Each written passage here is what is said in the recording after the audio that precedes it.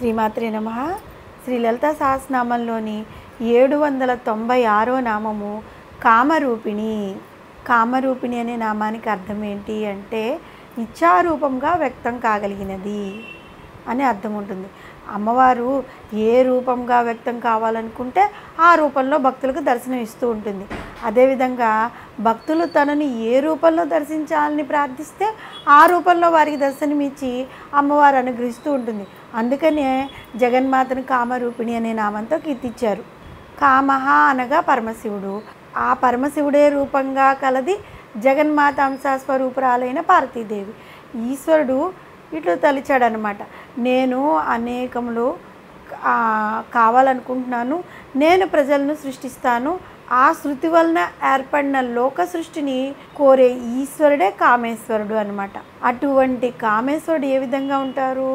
నిర్గుణుడు, నిరాకారుడు. ఆయన రూపము అవ్యక్తము. ఆయన్ను మనం ఒక రూపంలో చూడలేము. అటువంటి శివుణ్ణి ఒక రూపంలో చూడాలంటే పరమేశ్వరి కామరూపిణి అయిన ఆ తల్లి ద్వారానే సాధ్యమవుతుంది. నిరాకారుడు, అవ్యక్తుడు అయిన ఈశ్వరునికి వ్యక్త స్వరూపమే సాక్షాత్తు జగదీశ్వరి. కామరూపములను దాల్చినది, యథేచ్ఛ రూపాలను పొందినది సాక్షాత్తు ఆ పరమేశ్వరి. ఈ విషయాన్ని జగద్గురువులైన ఆదిశంకరులు సౌందర్యలహరిలోని 7వ శ్లోకంలో వివరించారు.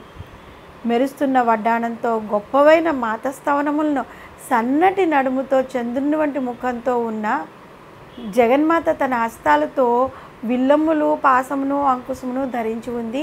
ఆమె శివుని అహంకారమే రూపంగా కలిగి ఉంది.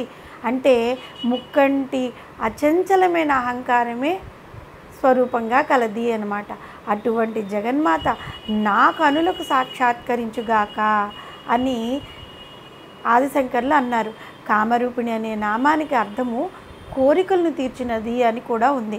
మనం ఆ తల్లిని కోరే అతి చిన్న ధర్మబద్ధమైన కోరికల నుండి మహాకామేశ్వరిని దర్శించాలనే కోరిక వరకు కూడా అన్ని కోరికల రూపము తానే ఆ కోరికల రూపాల్లో కనబడి భక్తులను అనుగ్రహిస్తూ ఉంటుంది.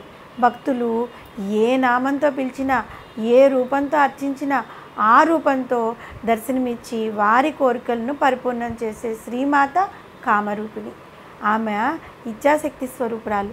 సృష్టి ప్రారంభం కాకముందు ఏకరూపుడైన పరబ్రహ్మ స్వరూపము నేను అనేకములు కాదలుచుకున్నాను, నేను ఈ సృష్టిని విస్తృతపరుస్తున్నాను అని నిశ్చయించుకున్నాడు కదా. ఈ కామముతోనే ఆయన కామేశ్వరుడు అని పిలిపించుకున్నాడు.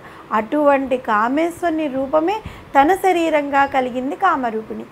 ఈ సమస్త విశ్వాన్ని నిర్మించాలనే కోరికతో ఉన్న జగదీశ్వరి తనను ఏ రూపంతో ఆరాధించినా దర్శనమిస్తుంది.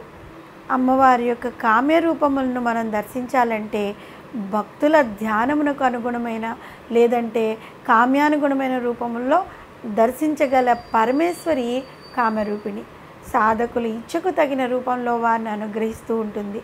శత్రు సంహారం కోసం తమోగుణ ప్రధానమైన రౌద్ర రూపాన్ని, భక్తుల కోరికల్ని తీర్చడానికి కోసం రజోగుణ లక్షణములు కలిగిన దేవతా రూపంలోనూ, సుఖశాంతుల్ని ప్రసాదించడానికి సత్వగుణ రూపిణిగాను అమ్మవారు ఆవిర్భవిస్తూ ఉంది కదా.